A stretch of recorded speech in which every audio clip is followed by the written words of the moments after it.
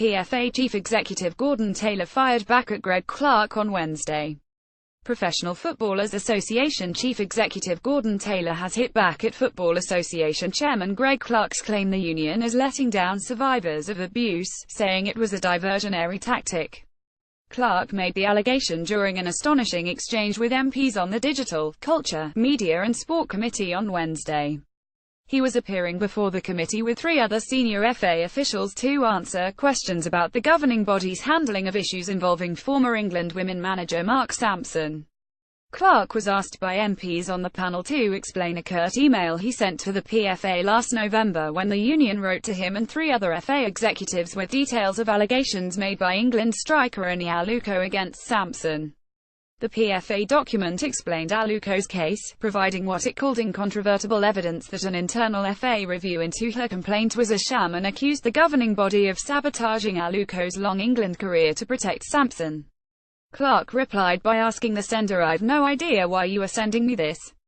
Perhaps you could enlighten me." Asked to explain his dismissiveness by MPs, Clarke admitted he was abrupt but said it was because he had already had several conversations with a senior PFA executive about it.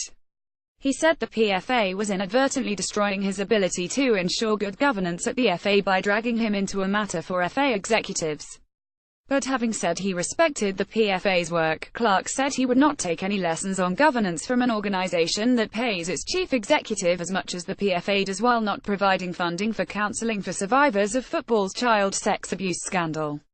When asked to clarify this comment after the hearing, Clarke said he has been told the PFA has stopped paying for 2 survivors' treatment.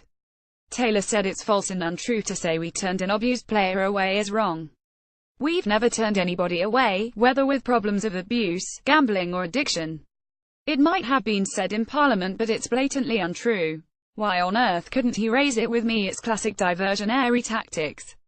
Taylor explained there has been one case of an abuse survivor reaching the limit of 24 FA-funded sessions at the Sporting Chance Clinic, as mental health specialists had believed that would be enough, but the union has stepped in to provide more sessions.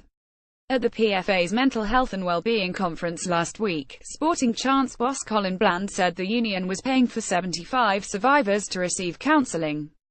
Former England and Manchester City star David White, who has spoken about his own experience of abuse as a young player, tweeted Clarke's view of how the PFA has looked after CSA survivors is a million miles removed from my own experience. They have been superb. Damian Collins, chairman of the DCMS committee, said Greg Clarke is entitled to his view about the PFA, but we weren't here to talk about the PFA.